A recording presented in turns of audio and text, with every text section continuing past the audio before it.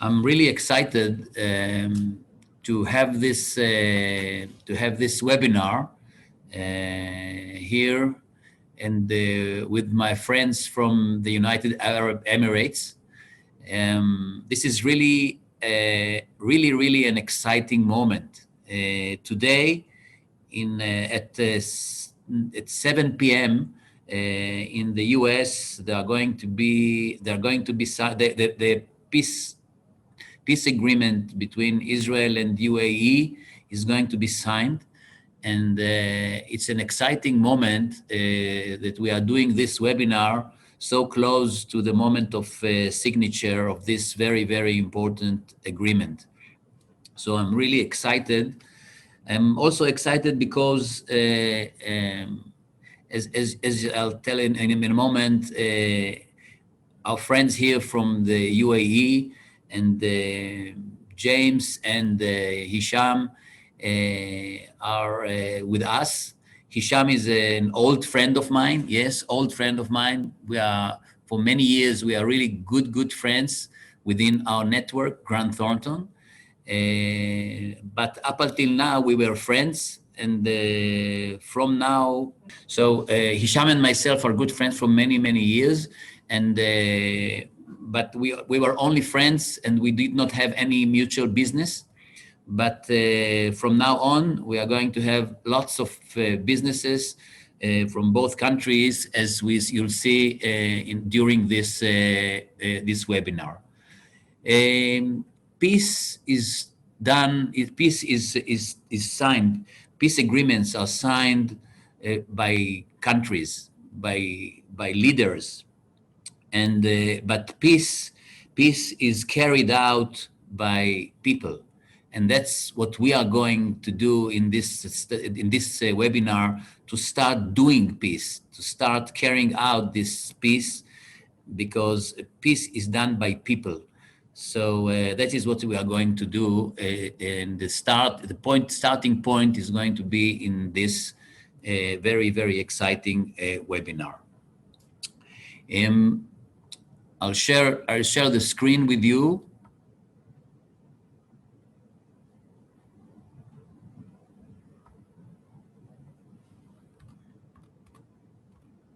Yeah. Okay.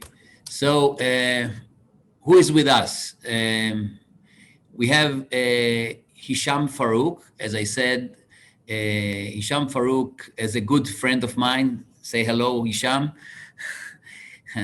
And Hisham is the CEO of Grant Thornton UAE, leading the firm as the CEO for 9 years.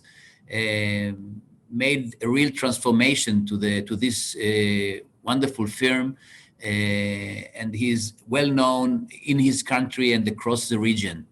A lot of knowledge as a businessman, and a real good friend. And I believe that everyone that will do business with him will enjoy his character and his knowledge. We have with us James Bernard, who is one of the leaders of the DMCC. DMCC is the free zone of in the Emirates. As a free zone in Emirates, it's a very important role for doing business outside the UAE, and from the UAE, from outside to the UAE. So we'll hear from both these gentlemen. We'll hear a lot. Each one of them will tell us a lot of knowledge, give us a lot of knowledge with regard to the UAE. So here is the small map that we see Israel, and we see the United Arab Emirates quite close. It's 3.5 hours of flight, very easy, very reachable if we go through Saudi Arabia. So very close, but up until now was very far, and now we are going to close this gap. These are the three main, very important people. We have Prime Minister Benjamin Netanyahu, we have Donald Trump, the US President, and we have Mohammed bin Zayed, the UAE Crown Prince and the Vice President. So all these three gentlemen, as out of their efforts, we are going to have our peace agreement by 7 p.m. today. Just a couple of facts with regard to UAE and Israel, and quite important information in order to compare between the countries. We can see that the UAE population is 9.63 and Israel is 8.66. And by the way, in the UAE, most of the citizens are foreigners, about 80% plus. GDP, UAE, 421 billion, like in Israel, 371. GDP per capita, we see 41 as 35, and then we see the growth of annual growth of 1.3, and Israel 3.3. It was in 2019. I believe that 2020 will be different. And we can also see inflation rate, which is below zero in the UAE and a little bit above zero. And we can see that the last credit rating is quite similar, AA minus. So we do have a quite similar rating credit. In this point, I will switch for our Israeli audience. I switch for 2-3 minutes into Hebrew, just to see. אני רוצה להראות לכם את העסקאות, את המחקר שעשינו לגבי ישראל ויונייטד אמירייטס, להראות לכם את התהליך הזה. התהליך הזה זה מחקר של כל העסקאות שנעשות במדינות. המידע יוצא, אנחנו מוציאים אותו מהמערכת של בלומברג, והדבר הזה מוציא את כל העסקאות. אנחנו בחרנו את העסקאות, בשקף הזה אתם תראו עסקאות מעל 5 מיליון דולר, כל העסקאות מעל 5 מיליון דולר. מה שזה אומר שבישראל בשנת 2018 נעשו 258 עסקאות במעל 30 ביליון דולר, ב-282 עסקאות ב-19, 38 ביליון דולר, ואחר כך אנחנו משווים גם את שתי התקופות, את שני החצאים, את החצי הראשון של 19 ב-23 ביליון דולר, ו8.5 ביליון דולר על 149 עסקאות בחצי השני, כמובן ירידה משמעותית, שאנחנו רואים אותה בכל המדינות, אבל גם בארץ. אם נשווה את זה לאמירויות, נראה שיש 31 ביליון דולר ב-91, שזה די דומה לישראל, 43 ביליון ב-2019, החצאים זה 37 ביליון בחצי הראשון של 19, ו-19 ביליון בחצי השני. אנחנו רואים כאן פער שהולך וקצת נפתח, גם בחצי הראשון וגם בחצי השני.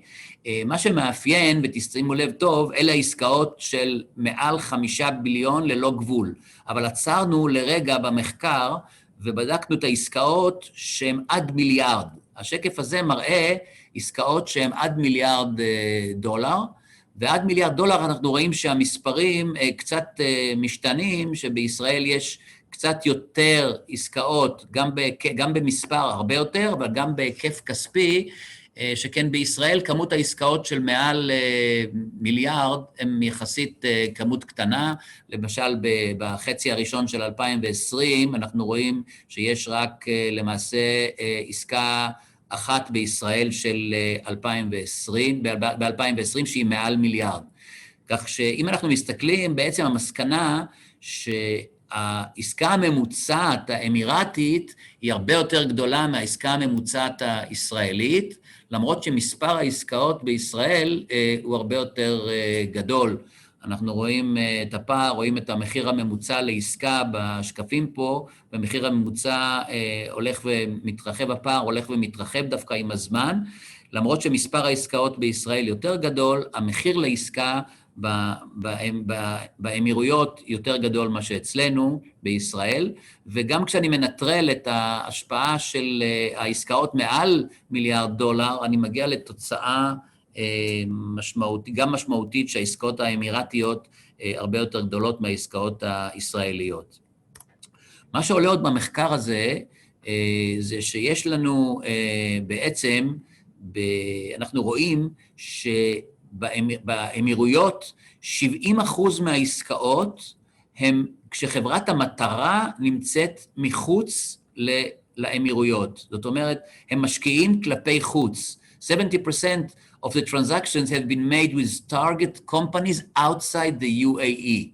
בצד השני, בישראל, אנחנו רואים ש60% מהעסקאות הן בעצם עסקאות שחברת המטרה היא חברה ישראלית. 60% of the Israeli transactions have been made with Israeli target companies. זאת אומרת שאנחנו נמצאים בעצם ב-win-win situation. אנחנו רואים שהתיאבון האמירתי הוא להשקיע בחברות מחוץ לאמירייטס, והתיאבון הישראלי זה לקבל השקעות מחוץ לישראל לטובת הישראלי. זה לא אומר שאין עסקאות הפוכות, וכמובן שיש ויהיו הרבה הפוכות, אבל בהחלט הדבר הזה הוא דבר מאוד מעניין ומראה על ההתאמה הבלתי רגילה שיש כאן אצלנו.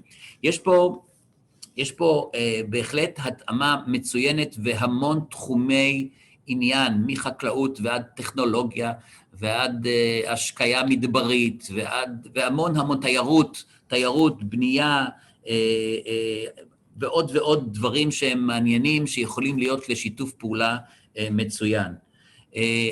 הוובינר הזה, לפני שאני אעביר את זה לחבריי, הוא יריית פתיחה, ואנחנו רואים בצעד הזה, צעד ראשון של מערכת היחסים בין גרנד תורנטון ישראל, אנחנו לבין גרנד תורנטון UAE, ואנחנו רואים שהדבר הזה רק מתחיל.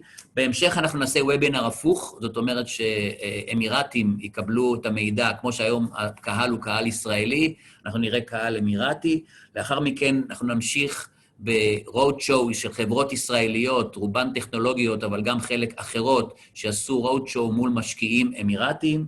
לאחר מכן אנחנו נעשה גם פגישות פרטניות ופרטיות, לאחר שנעשה את הסינון ואת הפניות המתאימות, ואנחנו לאחר מכן כמובן בהינתן שהסגר ייגמר, אנחנו נעשה גם מפגשים פרטיים בארץ ובאמירויות, באופן כזה שנוכל לעודד את התהליך.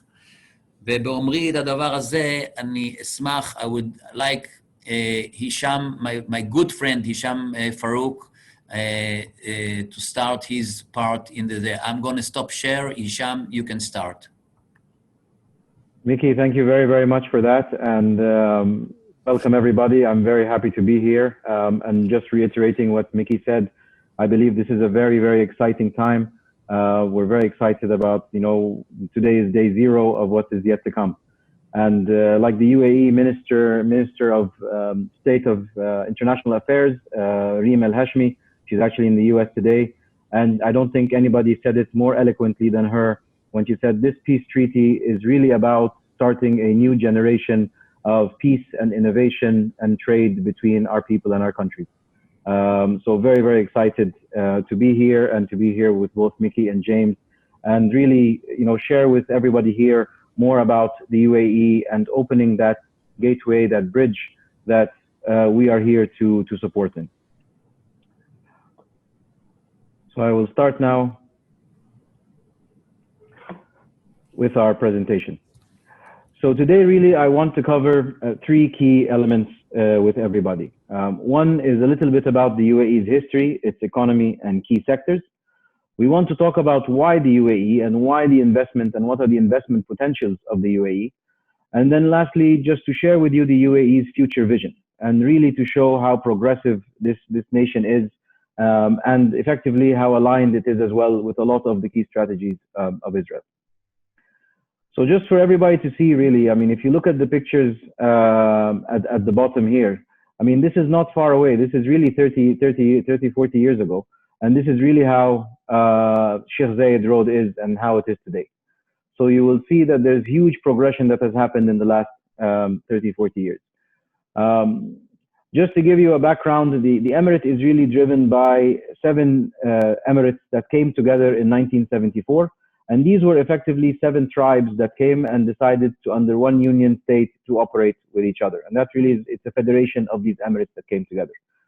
Key industries in it are the oil and gas, trade, tourism and hospitality, fintech and banking, and each one of them will be touching on as we progress. So a few statistics for everybody.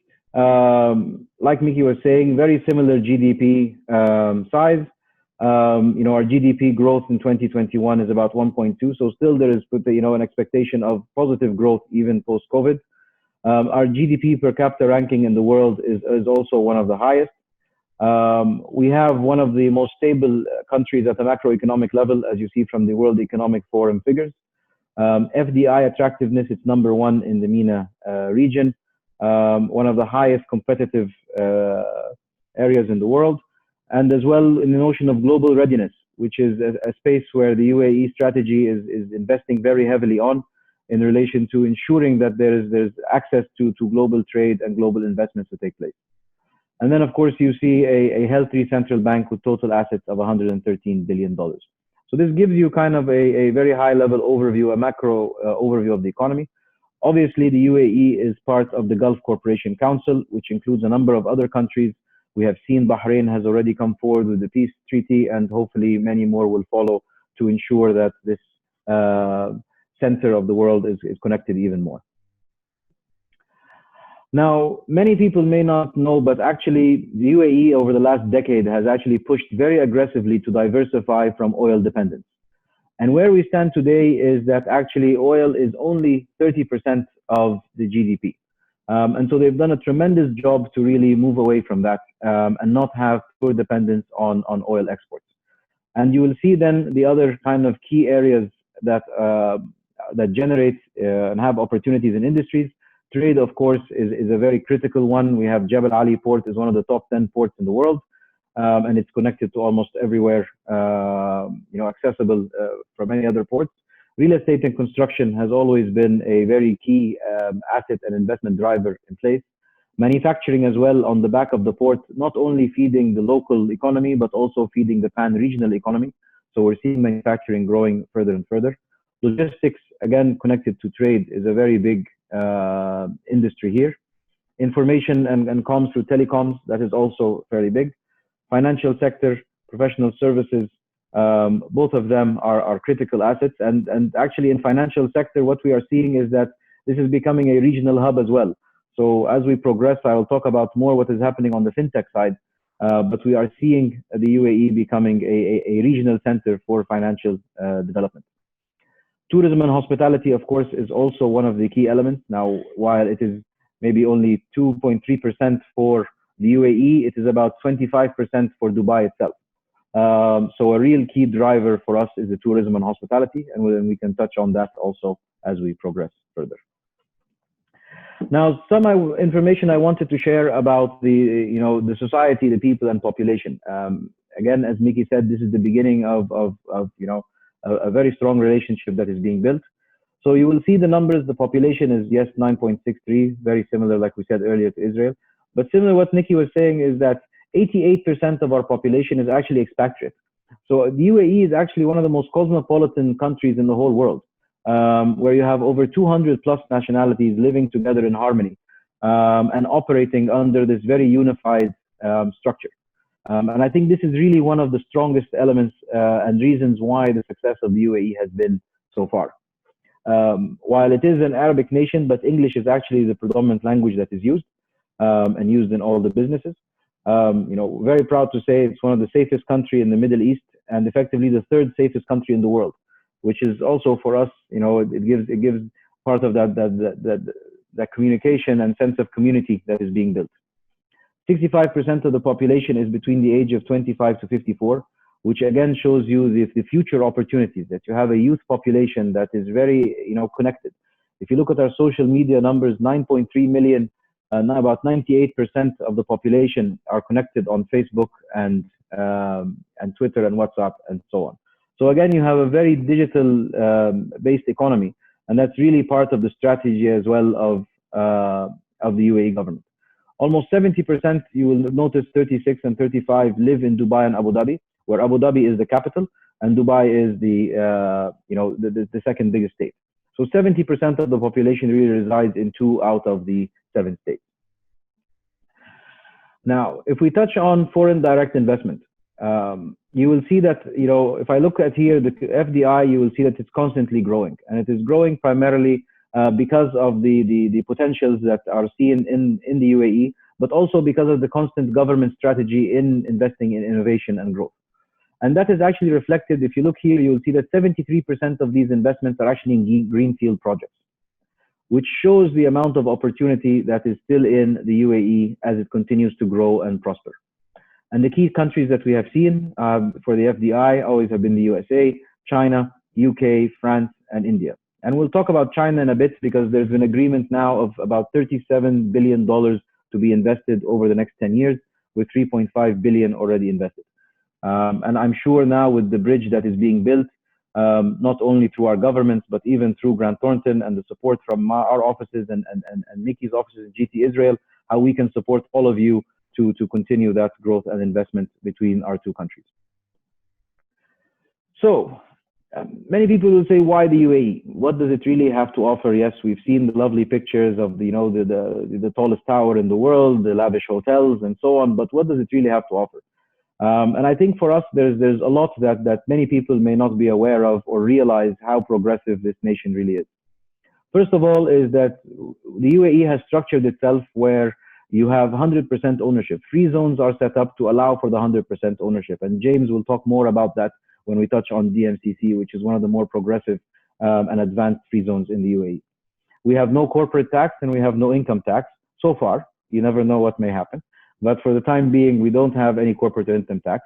There is VAT, but it's only at 5%. Consumer spending is effectively actually one of the highest in the world, with $261 billion used as consumer spending. And this is really based on kind of the lifestyle mentality here in the UAE. Its strategic location, it is actually one of the best strategically located countries in the world. In your normal 9 to 5 day, you can speak to LA and you can speak to China. So you have the full day, you actually cover the whole world. And that gives it strong strength. And also from a pan-regional space, we have access to about 3 billion people in our pan-regional accessibility. Only 4-hour flights away from us, you achieve those numbers. The second is access to finance. So the UAE actually decided a long time back that it wanted to have this financial hub. And for it to ensure that it has the strength of the global regulation, it set up 2 financial free zones purely dedicated to ensure that best-in-class financial regulations are in place. One was the Dubai International Financial Center and the Abu Dhabi Global Markets.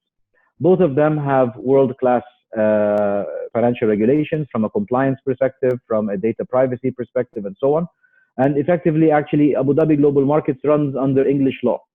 So it is also, the law is on the international basis, and it is not just a UAE law.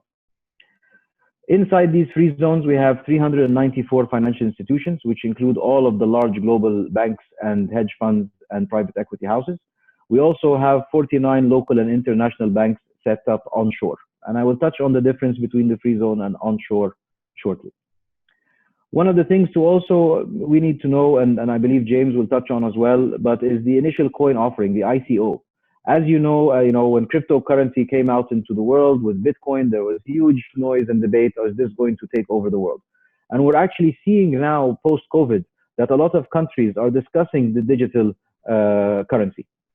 And so what effectively the UAE has done is it's actually invested since 2019 in actually having ICO regulations. So having companies that instead of going through an initial public offering, through a standard kind of stock market, they can do through an ICO, initial coin offering, and digitize effectively their shares. And this is something I believe is very, very progressive and something that will catch up as we progress.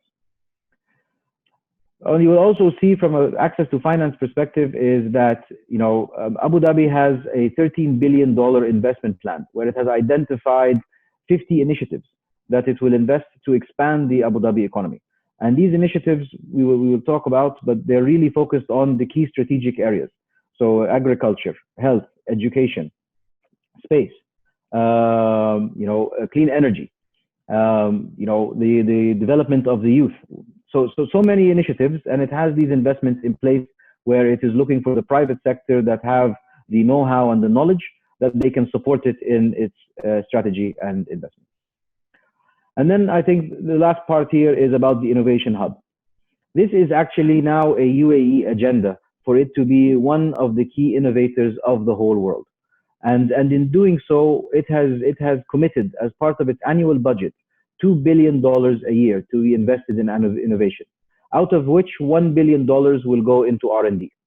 And so this is really going to stand out, because the way the UAE sees itself, not just part of being number one in the Arab world, it wants to be number one in the whole world and wants to support the growth and diversity of the whole earth.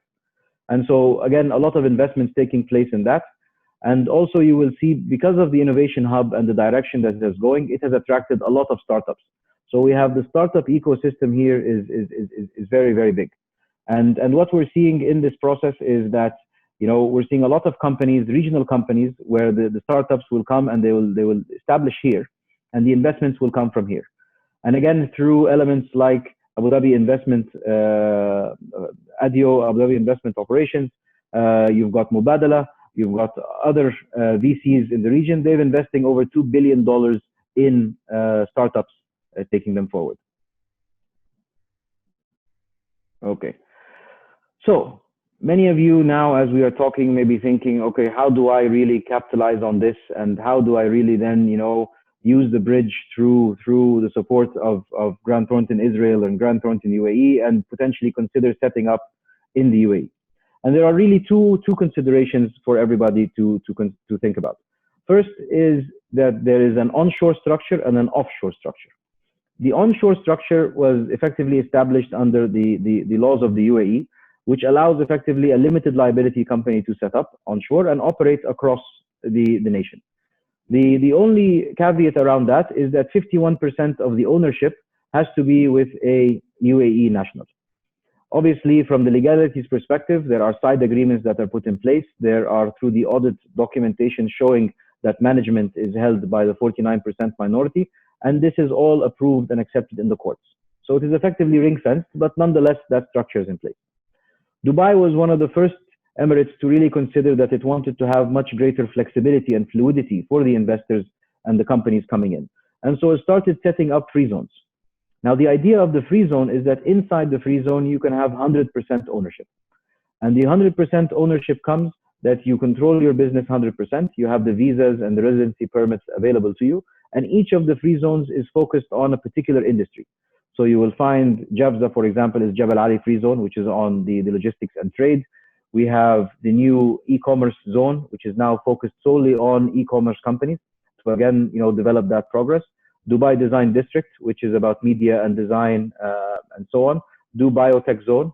And of course, DMCC, which really looks at where the diamond exchange sits and the commodity exchange sits. And I will leave, obviously, James to talk a lot more about that.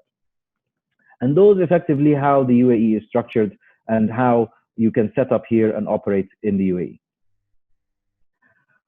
This is one quote from His Highness Sheikh Mohammed bin Rashid Al Maktoum. He is the ruler of Dubai and Prime Minister of the UAE. Sheikh Mohammed here says that the UAE is among the 10 most competitive countries in the world. And our goal is to remain a top destination for ease of doing business through an agile economy based on flexibility and openness. A strong economy drives us as a nation to be among the first and the best. And why I chose this quote today, because for me, this really signifies the agenda of the UAE government. The agenda of the UAE government is about growth, prosperity, and building first-class economy.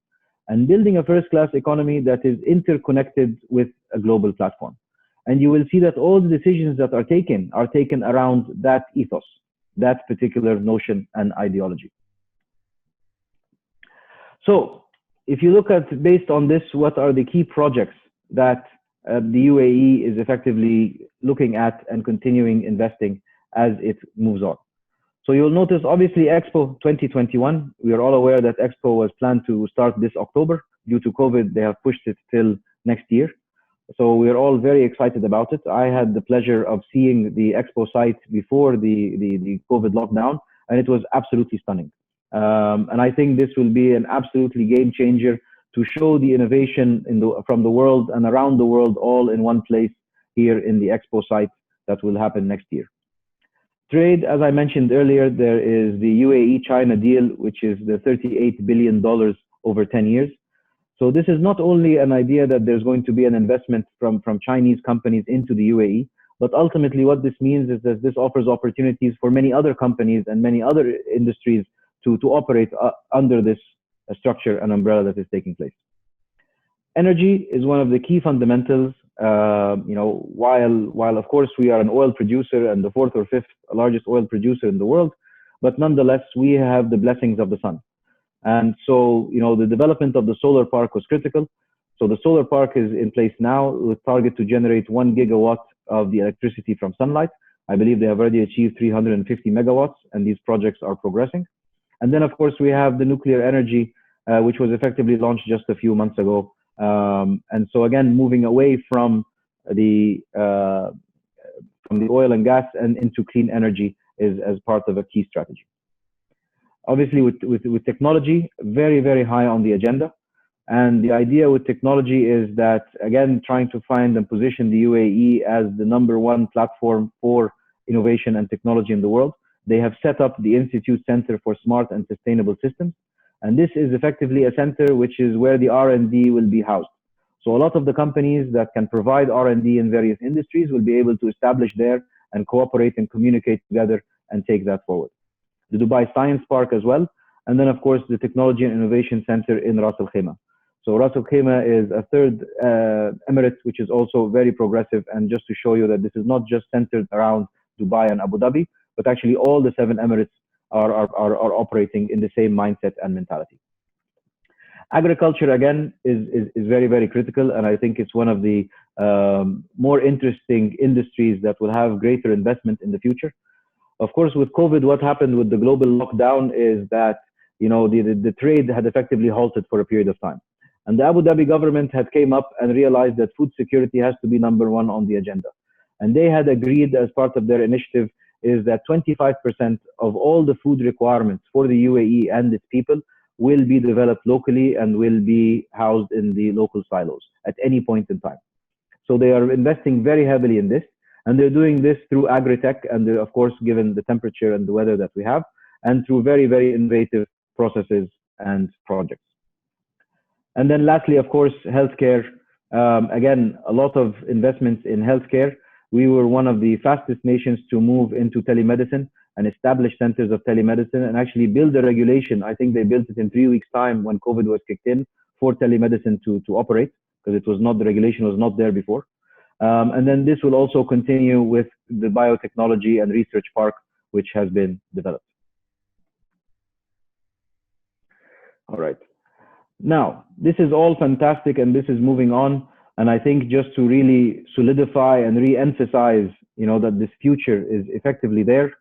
The UAE constantly updates and develops its vision for the future. And this vision for the future is really driven by it's infusing the imagination of the generations to come to allow them to really believe that they can achieve and conquer and accomplish anything.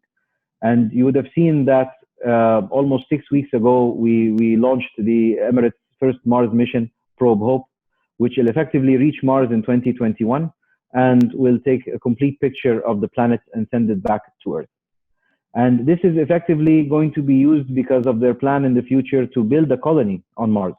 So this is not just for the sake of gathering data, but this data has a plan and has a structure and strategy. As well, this is, like I said earlier, really building on establishing and getting the youth involved in future projects and strategies. Sustainability is also very, very high on the agenda. So right now, over the last 5 years, there has been a huge investment in relation to fiber optics. and almost 95% of the UAE now is covered in fiber optics. And the target is by 2021, we will have a complete fiber optic grid, whereby DEWA is the Water and Electricity Authority, can actually operate and manage and efficientize the water and electricity across the whole country. Mazda City was also developed. Mazda City is effectively basically kind of like a project in itself, a city within a city that is fully sustainable. And this has been going on for a decade, and this is kind of a leader of what future cities can look like, and all the tests and all the projects are happening there. Now, in the future, what we are looking at is that the UAE wants to move to a 100% digital future by 2025. And what that means, it means that, for example, by 2021, it wants to go paperless. So all government interactions are going to be with absolutely no paper. I mean, just to give you a practical example today, when you renew your driving license or so on, you physically do not visit or do anything. Everything is digital. Even now, they don't issue the driving license cards. You get a digital license, which then has updates from the police and is connected to everything. So the digital economy and digital government is on the agenda, and they're actually moving ahead with this. So by 2021, a paperless government. Then the 7 innovation strategy, like I said, where the investments every year are going to take place in renewable energy, transport, education, health, technology, water, and space.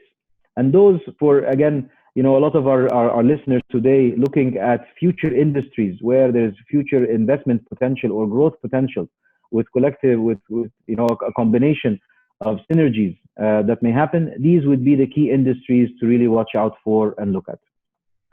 And then if you look at then the initiatives for over the next decade, from 2021 to 2030, Dubai Autonomous Transportation Strategy. By 2030, the city of Dubai, and now this has been adopted by the UAE as well to a certain degree, wants to ensure that 25% of transportation is autonomous. So, and all the developments and strategies are moving towards that. It is also pushing that by 2030, 1/3 of the buildings that are being built are capitalizing on 3D printing technology.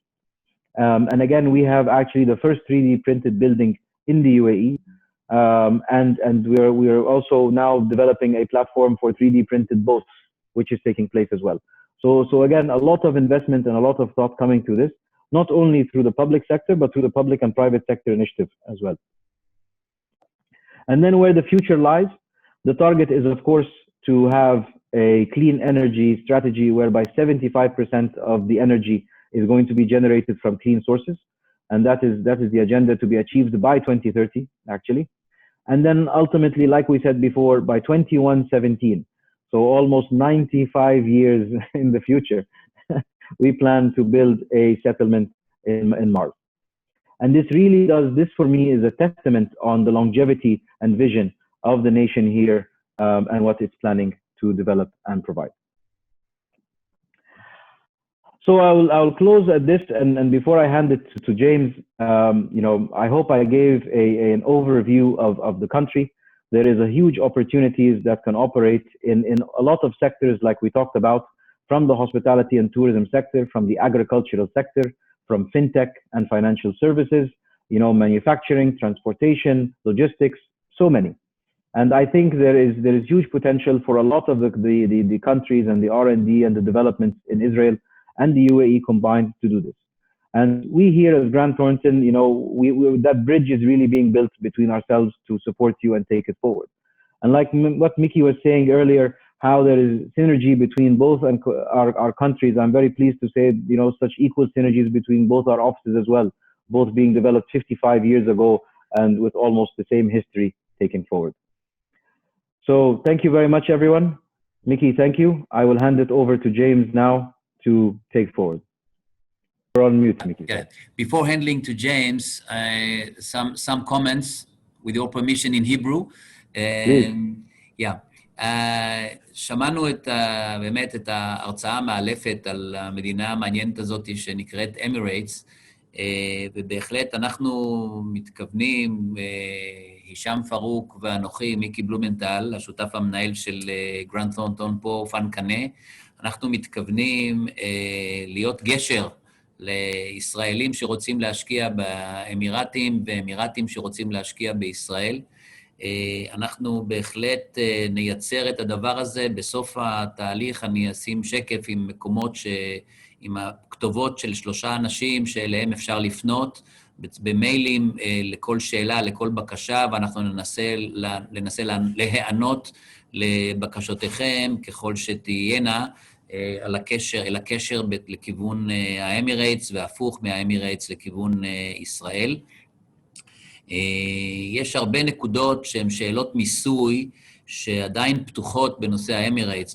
באמירייטס יש משטר מס מאוד מאוד טוב, ועדיין כמובן אין אמנת מס. אני יודע שהאמנה נמצאת בתהליך כתיבה, והאמנה תהיה מאוד משמעותית לעסקים, שתאפשר גם לאנשי האמירייטס להשקיע בישראל, שכן שיעור המס בישראל ממש גבוה משמעותית מאשר שיעור המס באמירייטס, ואותו דבר לגבי דיבידנדים וכולי, האמנות תפתורנה את הבעיה הזאת, ואפשר יהיה בהחלט לעשות כתוצאה מזה, לעשות עסקים. אנחנו גם ננסה מהצד שלנו לדחוף את נושא האמנות, גם מהצד של אמירייטס וגם מהצד של ישראל, לדחוף לזרז את תהליך האמנה המיסויית, אבל עד אז יש הרבה נקודות שצריך לשים אליהם לב, זה לא הנושא של ההרצאה, אבל בהחלט שימו לב להרבה דברים, ברגע שמישהו נכנס לתהליך של השקעה באמירייטס או הפוך, או מקבל השקעה מהאמירייטס, צריך להיות מאוד ערני לאספקטים מיסויים שיכולים להשפיע על ההשקעה. And now I'll switch it over to James. Please share the screen, James, and please, let's hear you. I'm James Bernard from DMCC Free Zone from Dubai. Hisham, thank you very much for your comments. Very observing facts, and I think a couple of those important ones that would be great to pick up on are the safety factor of Dubai, the harmony, the working ethics that are truly visible when you visit Dubai, and I look forward to welcoming everyone to come and visit Dubai and experience that for themselves. So I'm just going to run through a little bit about what DMCC is. We are actually a government body, so we're a government company formed back in 2002 by royal decree, so from Sheikh Mohammed. And we had initially a mandate to create commodity trade flow through the region and through Dubai. So over this period of time, we've created various different products and services across different sectors, industry sectors, that work as infrastructure for different commodity sectors. But first and foremost, we are a government of Dubai free zone licensing authority. And we like to say that we are the trade facilitator. So we are facilitating trade. We have, as was mentioned earlier by Hisham and Mickey, there are many free zones around the world, and there are many free zones in the UAE. It's about what stands out, what's for you, who offers you that guidance, products, support, and the rest. So DMCC is broken into basically the free zone part, the property development part, and the trade enabler section, which is our commodities and financial services arms. So the free zone part, as I just said, we license companies, so we set up companies. So if anyone is interested in coming to Dubai, setting up their company and operating in the DMCC free zone, that's what we do. And we find the right business activity for you in the various sectors that you'd be interested in. And we go steps further to this, which I'll go into briefly just further on in the next slides. Secondly, we're a property developer, so we developed the Jumeirah Lakes Towers area, which is where DMCC Free Zone is, and we have around 90 towers, and it's a 3-laked, 1-park community where people live and work, which is a great place to sort of work and live in Dubai, with all the amenities that you need. And lastly, we're a trade enabler. So as I said, we provide different platforms that I'll go into a little bit later. And this is all wrapped up in adequate, I'd say, more than adequate corporate governance standards that we have put in place since we were first initialized back in 2002. So Both Hisham and Vicky spoke a tiny bit about what a free zone is, and most people do know what a free zone is. It's usually a parcel of land in any country that has specific taxes, tax benefits, and different offerings to businesses that they can benefit from by being kind of outside the country but inside the country. And it usually brings a great impact to the investment within that country. So across the board in the UAE, it's pretty standard to get 0% income tax. That's corporate tax. That's your tax from employment as well. So there's no tax on that. As was mentioned by Hisham, there's a 5% VAT on product, B2B. 100% company ownership is something that is in the free zones. But at the same time, I think Hisham will agree, you don't base yourself on being somewhere in Dubai because it's 100% ownership. Probably not even 0% tax. There are many more benefits of being there. And of course, the capital, profits, anything you make can be repatriated back to your home country. There's no tariff to be paid by us within the UAE, and there's no commitment by yourself to make any particular investment within the UAE to set up a company. We realized very early on that it's a really difficult time. Mickey and Hisham both touched on it.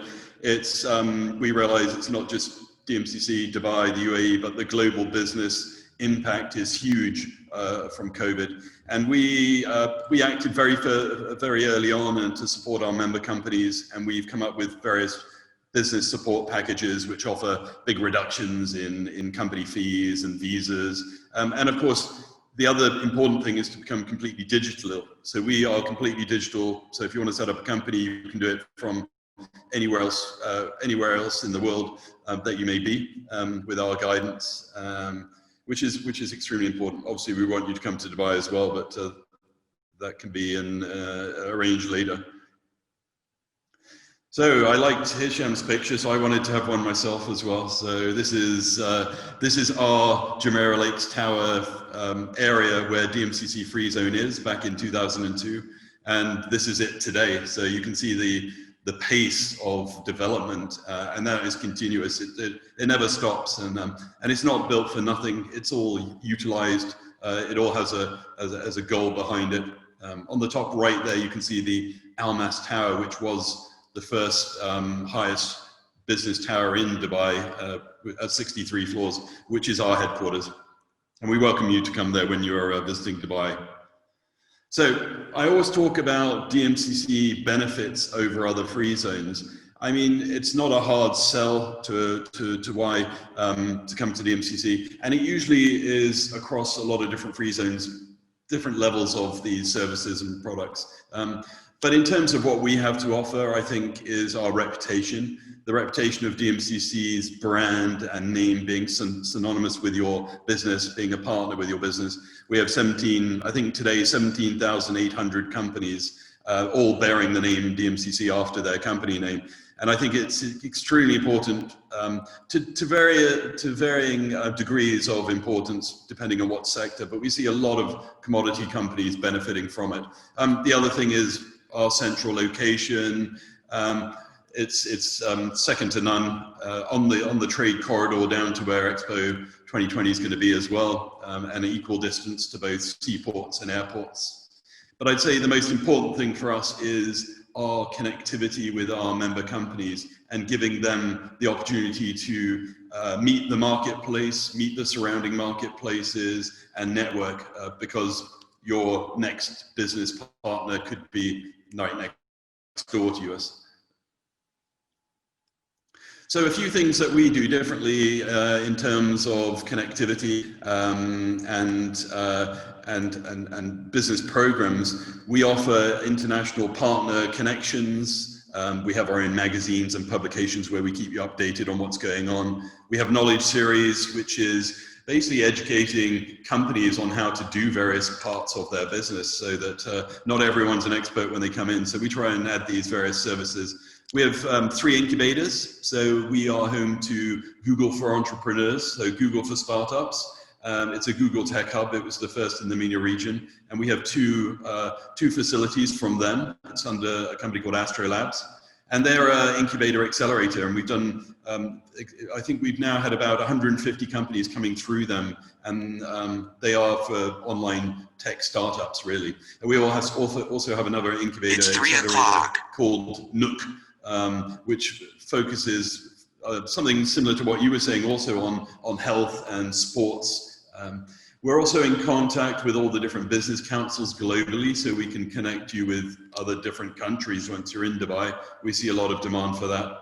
Industry clubs, we have the Energy Club, the Dubai Maritime Club, we have the Diamond Club, and we find these are perfect venues for people who want to network, learn about the local knowledge on that particular sector and business opportunities.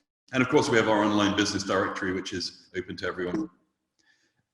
In terms of value-added services, I won't spend long on this, but we realize everyone comes to Dubai not knowing a lot about the place.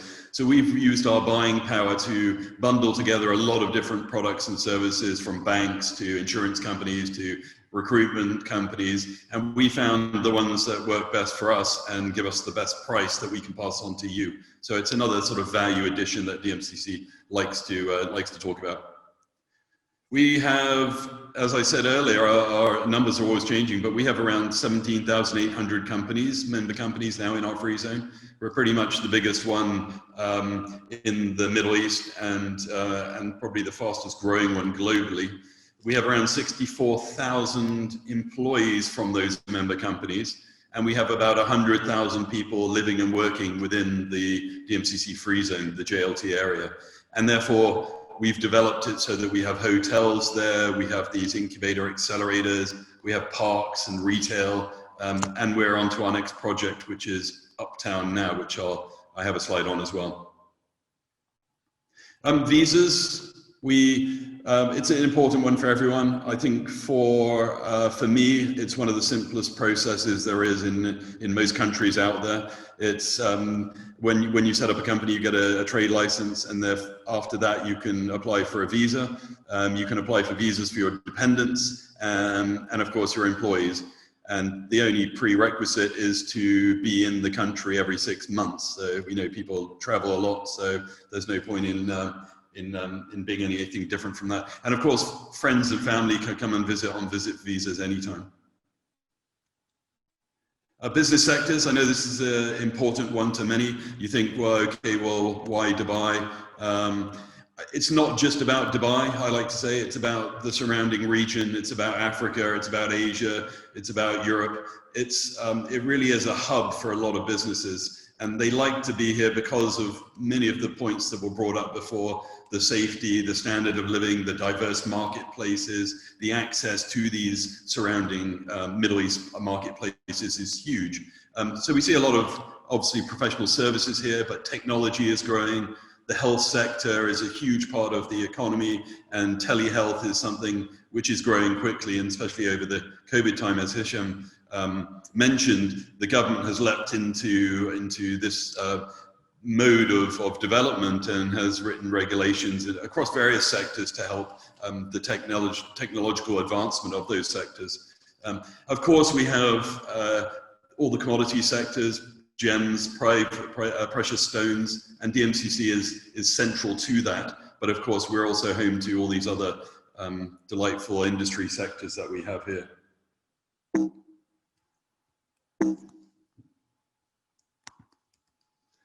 So on that note, at the beginning of this year, we signed an agreement with Crypto Valley Venture Capital and CV Labs in Switzerland. They've been really the pivotal support of the government in Switzerland in developing this blockchain crypto ecosystem and writing crypto asset regulations, cryptocurrency regulations. And we're doing the same thing in Dubai. So we've teamed up with them. They're our partners. We're opening up an incubator accelerator in our Al Masr on the 48th floor. And we're working with the regulator, the Securities and Commodities Authority, to use their regulatory environment, which will be announced soon, to develop license activities for this sector. So Within the next few months, we expect to be able to come out with license activities that will cover crypto assets, will cover all the various sections of this digitization, tokenization, blockchain, and across this sector. And we're working with various partners around the UAE. As Hisham mentioned, no one is really alone in their efforts in the UAE. It's a big effort to be the first, be the best, be the most supportive to companies. So we're really privileged to be part of this. So member companies, where they come from at the moment, there's a big mix around the world, but it's always good for people to see where they come from, and quite surprising, to be honest. You know, you see we have quite a big portion of US companies. Obviously the BVI has companies here. As was mentioned earlier, you can have a holding company above your company in Dubai to keep it independent, and some of our companies do that, and therefore BVI is there. Local companies, UAE, United Kingdom, and of course India being on the doorstep of the UAE is a big part of our member base. There we go. Some of the global brands that we have in the free zone, you can see the diversity in the sector, in the industry. We have a lot more than this, but I always like to say at this point that these are the big guys, but you know, some of them started small. Quite a lot of them started small. It's important for us to support the micro companies, the startups, the SMEs, just as it is it's important to get these guys to come into our free zone as well. So we're really known for SMEs, for micro companies, for one-man companies, and we really support that. So this is our Uptown Dubai district. It's 10 million square feet, and it's attached to the top of Jumeirah Lakes Towers, where DMCC Free Zone is. And it's really been built to take on the extra capacity that we need for member companies to come into the free zone. We're at 17,800 companies at the moment. You know, we plan to be over 30,000 companies. We need the space for them to grow into. We need different types of space. The world's evolving.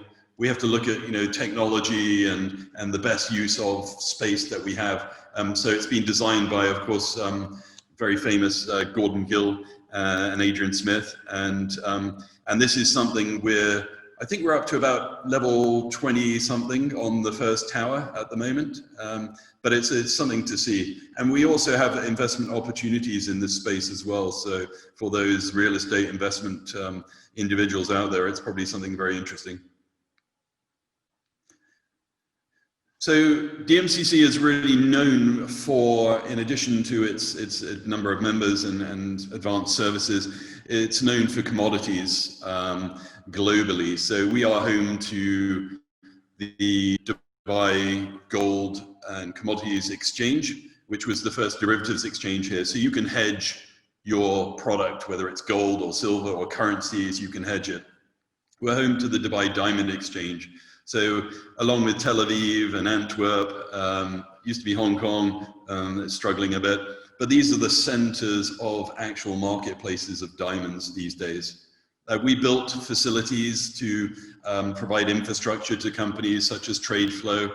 It's a financing product for commodities and other products. So you can actually take this to the bank and get a haircut on the interest rate that you pay to borrow money against, using our TradeFlow system. We started developing the tea center, the tea business, because the UAE is tea neutral. So it's important when you're blending teas and importing teas from other nations that you have a tea neutral facility.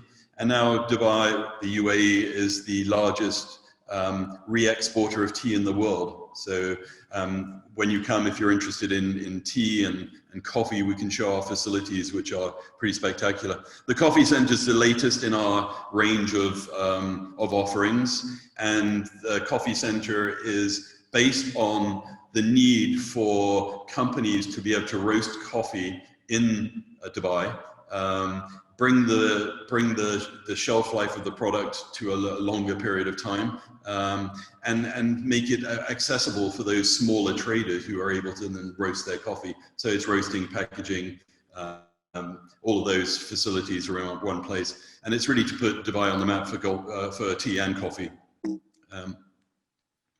So really on to my last slide, it's really about gold, diamonds, agriculture, tea and coffee. It's important to say that DMCC really over the years has focused on these sectors to help these markets to develop in Dubai, and all of these markets have become actual markets. So they've been attracted to Dubai, and it's because there is a good reason. There is a value add to have them there, but that had to be realized. And through the leadership of DMCC and of Dubai and the UAE, this has been realized. So all of these commodities that are mentioned here are opportunities for anyone who's within these industries. But these are just the ones that we sort of excel at, if you like, we specialize at. There are plenty of other commodity sectors covered within the region as well. And I'd just like to finish by saying that we've been lucky enough to win the award given by the Financial Times FDI magazine for the fifth year running now for Best Overall Global Free Zone, bringing FDI into a country, and also we have a few that we're very proud of, which are based on SMEs as well. So we're really, I'd say, a free zone that is of equal opportunity, and we like to have all different types and sizes of companies come. Thank you very much.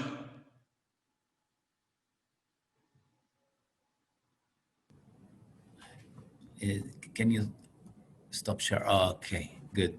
So before having, we have quite a lot of questions, so we of course won't be able to answer not even most of them, but we'll try to take 2-3 examples of questions, and I'll ask my friends here to answer. Meanwhile, just to let you know, I'm sharing a screen with the names of the relevant people. You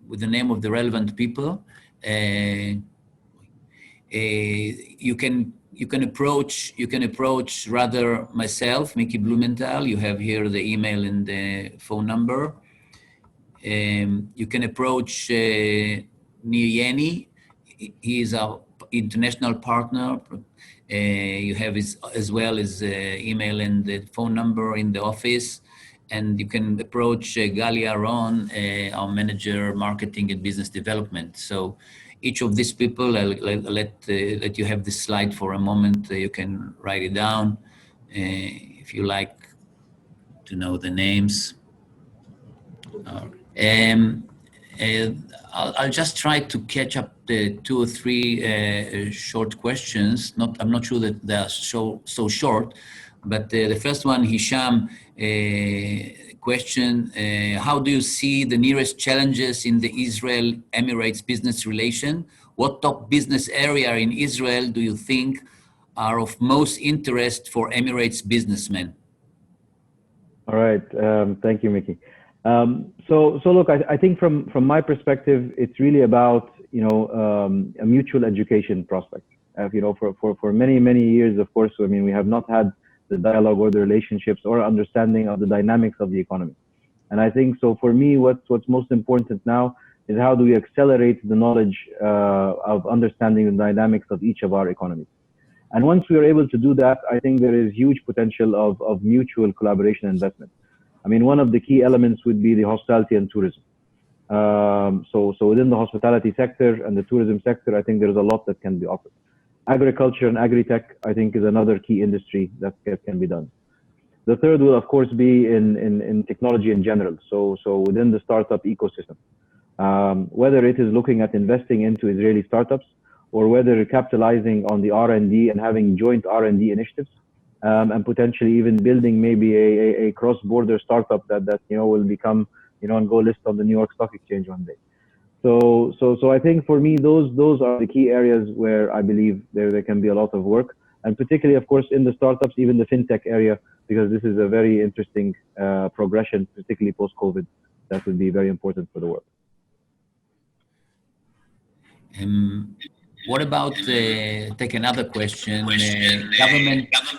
government incentives, presentations, participation, R&D, innovation programs, so on in the Emirates? So the way the UAE works and what you realize in operating with the government is it's not really driven by grants or incentives in any case. Because remember, this is a very progressive nation with zero taxes.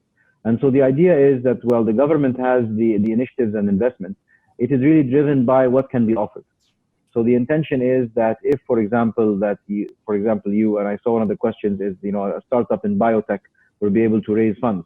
Well, if yes, you have something which is innovative, something which is not available there, then 100% they will find the investment. And we actually have, we have a number of funds which are purely focused on health tech, and a lot more were developed during the COVID period. So from that aspect, there's a lot that will happen, and it's not really about how to find the grant or incentive, but it's actually showcasing the best that you have, and then I assure you the money will follow for the investment. All right. What about, can you elaborate a little bit more about the legal environment in the UAE? All right, I'll say some, and then maybe I'll hand it over to James as well to talk from a free zone standpoint. So here in the UAE, we've got effectively 3 separate laws or jurisdictions taking place all at the same time. You have the onshore, so the Dubai and Abu Dhabi courts, which are a court run by UAE law, and again under Sharia law. But then you have DIFC courts, and DIFC courts is international law, right? And international law, for example, and anybody in Dubai, for example, can write their contract under DIFC law. And the residing judges are actually from the UK and from Singapore that reside on the DIFC platform. We do a lot of the arbitration work inside the DIFC. And then you have Abu Dhabi Global Markets, which is actually English law.